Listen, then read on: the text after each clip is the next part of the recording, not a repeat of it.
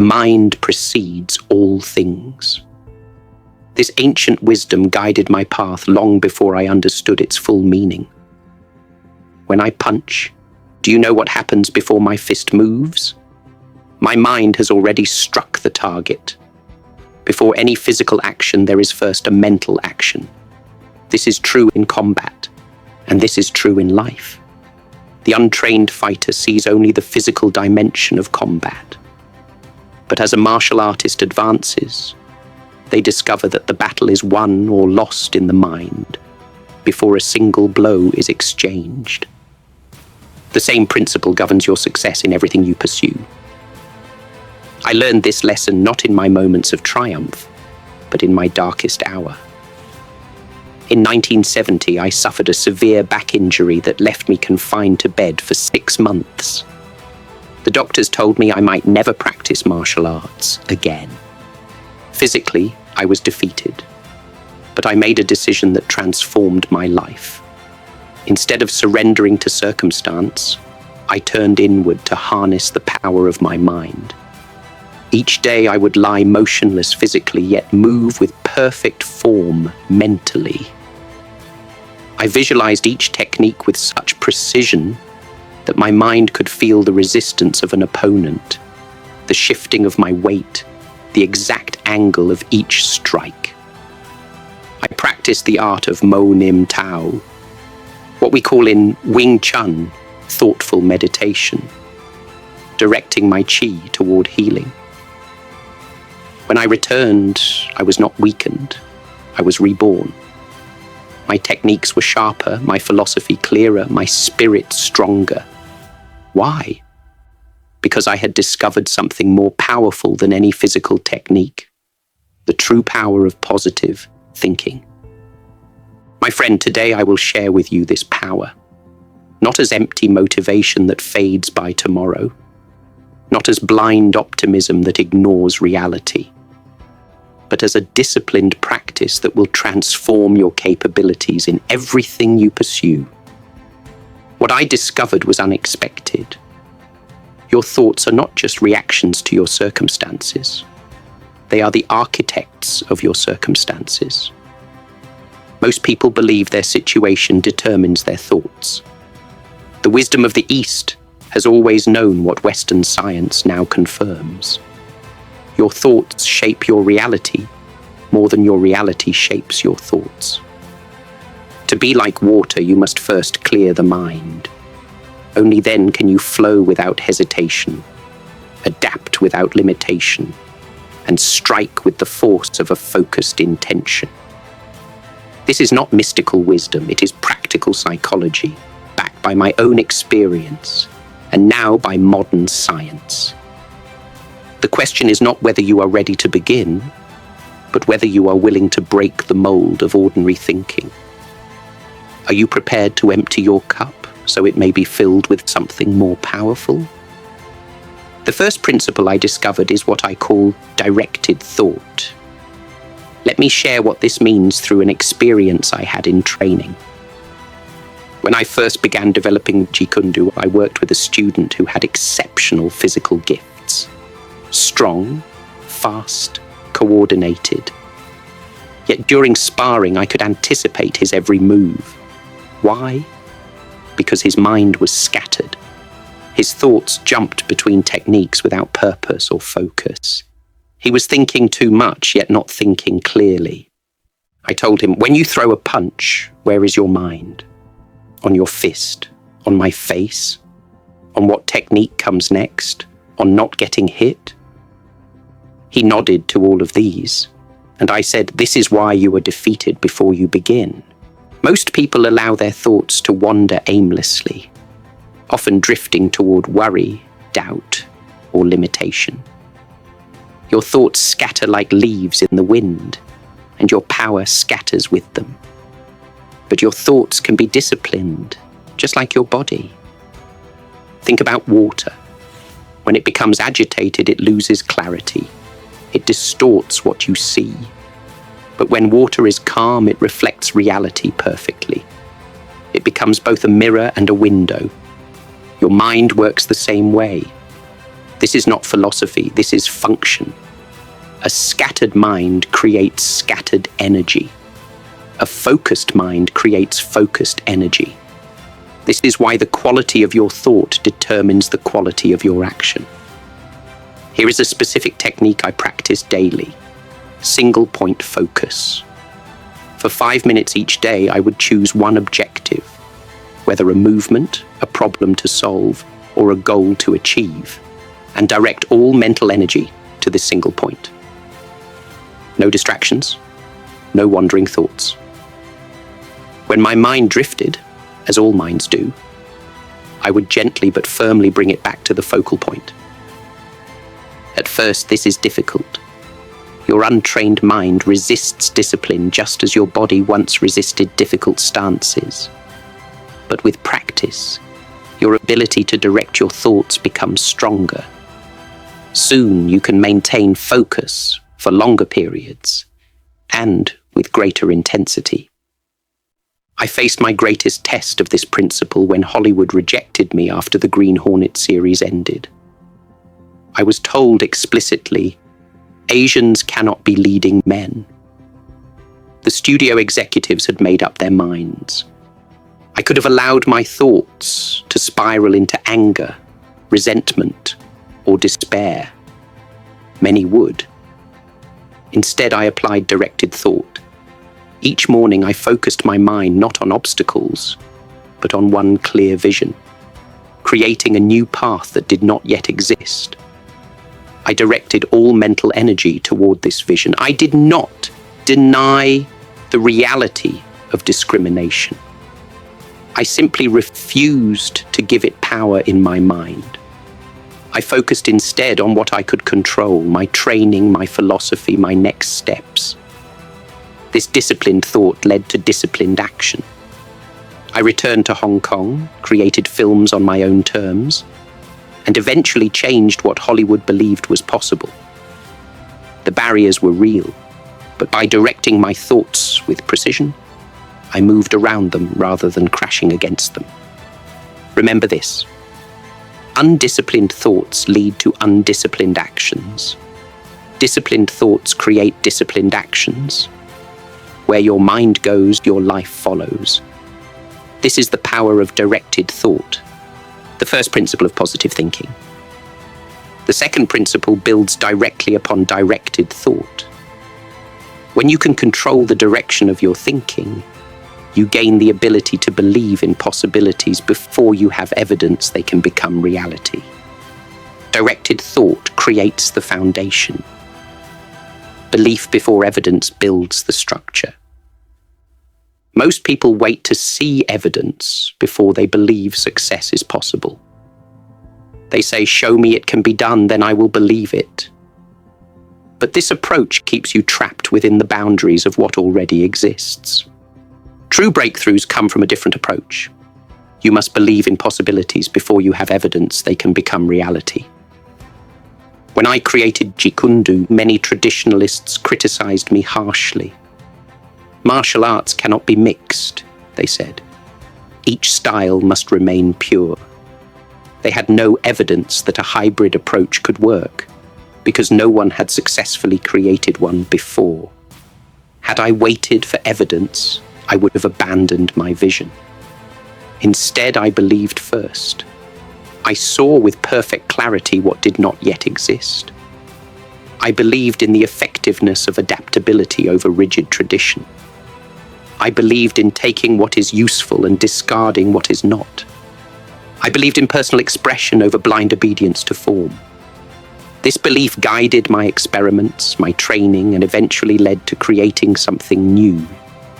Not because I had evidence it would succeed, but because my belief created the conditions necessary for discovery. The same principle applied when I conceived the film Enter the Dragon. At that time, no Chinese martial artist had starred in a successful American film. There was no evidence it could work.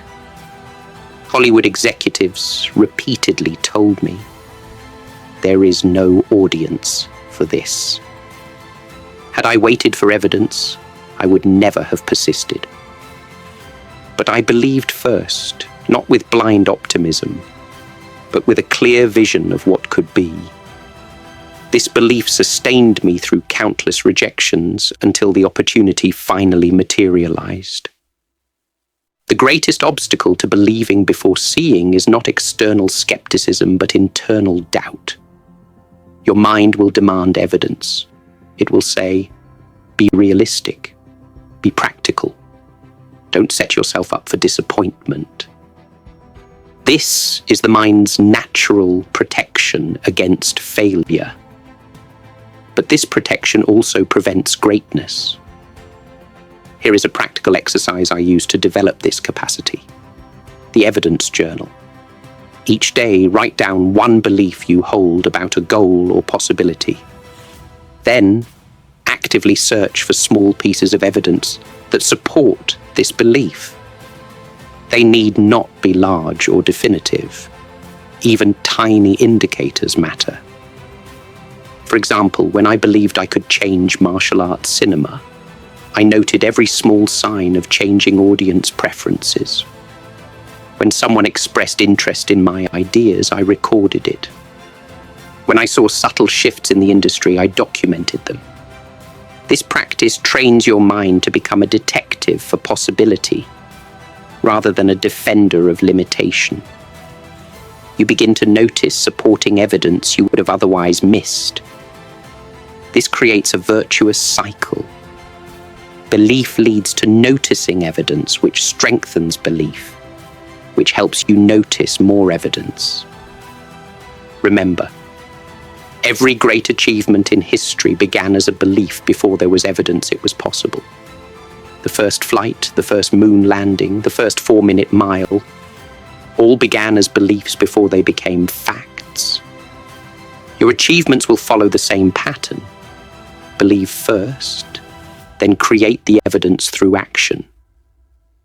The third principle connects to an ancient Taoist concept. When the heart is at peace, the world is at peace. In Eastern philosophy, we have long understood that our emotional state is not merely a reaction to events, but a powerful force that shapes our perception and performance. Your emotions follow your thoughts, and your performance follows your emotions. This chain reaction determines much of your success or failure in any endeavor. When you can manage your thoughts, you gain control of this entire chain. Modern science has now confirmed what martial artists have known for centuries. When you experience negative emotions like fear or anger, your body releases chemicals that narrow your focus, tense your muscles, and prepare you only for fight or flight. This may help survive a sudden attack, but it destroys the precision and clarity needed for optimal performance. Conversely, when you cultivate positive emotional states like confidence or calm focus, your body releases different chemicals that enhance coordination, improve decision-making, and allow access to your full capabilities. This biological reality explains why two fighters with identical physical capabilities can perform so differently depending on their emotional state. Let me share a specific technique I practiced for emotional management: the interception method. Just as in combat, I would intercept an attack before it gained momentum, I learned to intercept negative emotional patterns before they took hold. The method works like this. First, develop awareness of your emotional triggers and the first physical sensations of a negative emotional response. Perhaps tension in your shoulders, a change in breathing, or a sensation in your stomach. These physical signs appear before the emotion fully develops. Second, when you notice these early warning signs, immediately intercept with a physical pattern break. I would often use a specific breathing technique of 4 counts in, hold for 2, out for 6. This breaks the progression of the negative emotional pattern. Third, redirect your focus to a predetermined positive emotional state, appropriate for the situation. For peak performance, I would focus on feelings of fluid confidence. For creative problem solving, I would invoke curious excitement. For endurance, I would summon peaceful determination. I applied this technique extensively, both in combat and in daily life. During my famous demonstration at the 1964 Long Beach International Karate Championships, I faced immense pressure. Moments before stepping on stage, I felt the first signs of performance anxiety, a tightening in my chest and racing thoughts about potential mistakes. Immediately, I intercepted these sensations with my breathing pattern, then redirected my focus to the feeling of fluid confidence I had cultivated in training. Within seconds, my emotional state transformed from anxiety to focused power. The demonstration became legendary not just for the physical techniques displayed, but for the absolute composure and precision with which they were executed. I used the same technique when facing discrimination in Hollywood. When meeting with producers who dismissed me based on prejudice, I would notice anger beginning to form. Immediately, I would intercept it before it could affect my performance, redirecting to strategic determination. This allowed me to respond not with emotional reaction, but with clear, persuasive communication. Remember, you cannot always control external events, but you can master your emotional response to them. This principle alone separates those who remain victims of circumstance from those who create circumstances. Master your emotions, and you master your performance in every area of life. The fourth principle builds directly upon emotional management. Once you can regulate your emotions, you must then master the language that both expresses and shapes those emotions. Your internal dialogue and the words you speak aloud are not just descriptions of reality, they are architects of your perception. Emotional mastery and language consciousness work as one system. The words you use program your mind just as surely as instructions program a computer. Change the language, and you change the emotional pattern. Change the emotional pattern, and you transform your capabilities. Consider these two statements about the same situation. A martial artist facing a superior opponent might think, "I am outmatched. This opponent is too strong." Another might think, "This is an opportunity to test my limits and adapt to a new challenge." Same situation. Entirely different mental programming created through language. In my training, I observed how language created immediate physical effects. When a student told themselves, "I can't," their body would literally weaken. Muscle tension would change. Breathing would shallow. Performance would decrease. When they shifted to, "I will find a way," their physical capabilities visibly improved. Not through magical thinking, but through the body's response to the mind's programming. This understanding was shaped by Chinese linguistic wisdom. In Cantonese, my first language, we have a saying, "Speak of good things, and good fortune follows. Speak of misfortune, and misfortune comes." This is not superstition, but recognition of how language shapes perception, which shapes action, which creates results. When developing Jikundu, I had to create new language because existing terminology limited thinking. Traditional schools used language of right technique and wrong technique. I introduced language of useful and not useful for this situation. This small shift in language opened entirely new possibilities for martial arts development. Now I invite you to try this thought experiment. For the next 30 seconds, notice your current internal language about a challenge you face. What words do you use to describe it to yourself? Are they limiting or expanding? Rigid or adaptive? Do they focus on problems or possibilities? Now consciously shift your language. If you've been using problem, try situation or opportunity. If you've been using can't, try haven't yet found the way.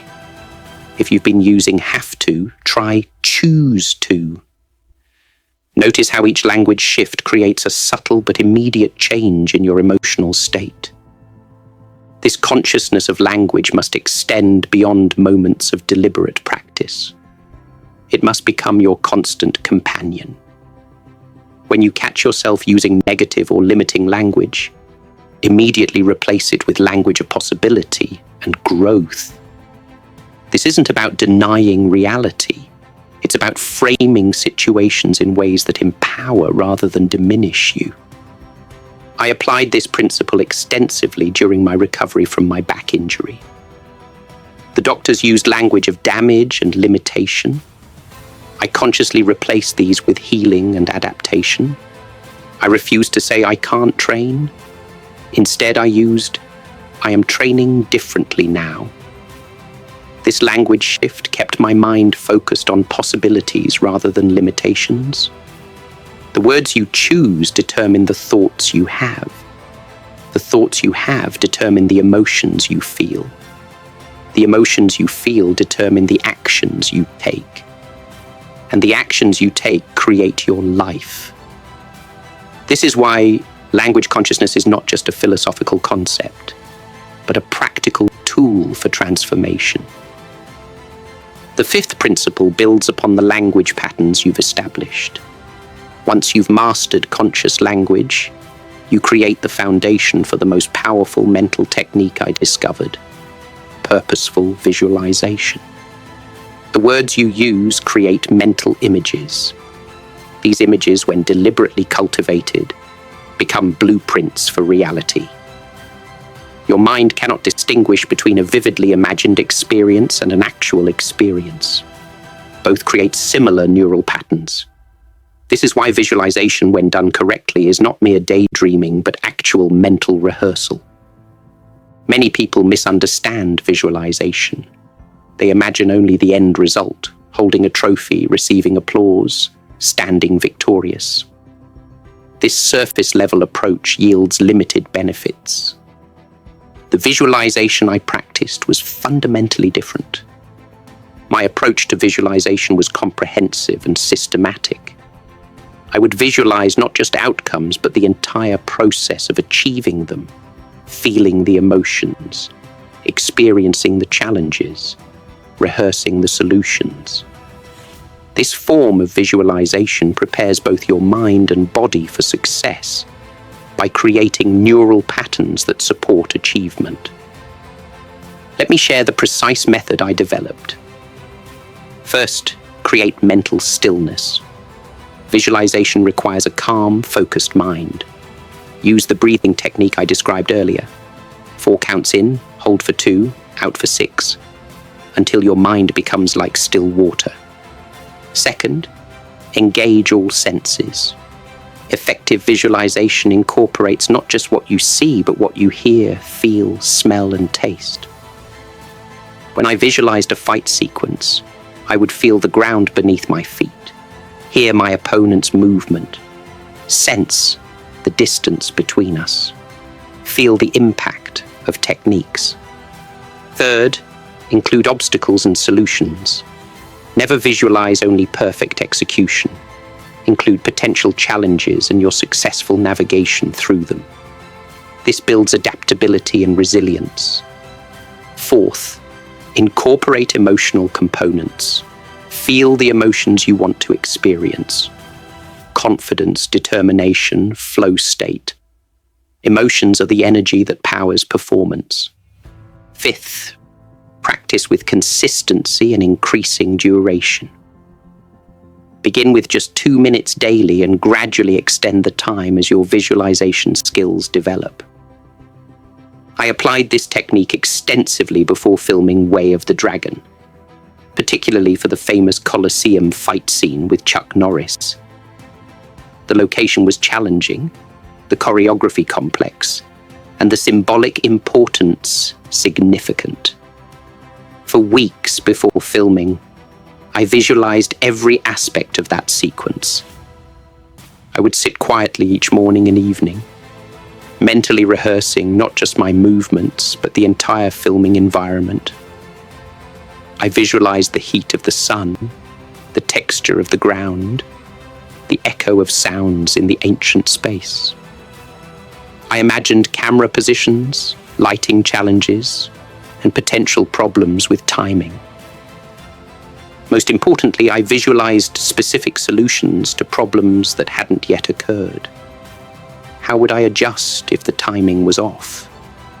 What if a particular move didn't translate well on camera? How would I modify the choreography if needed?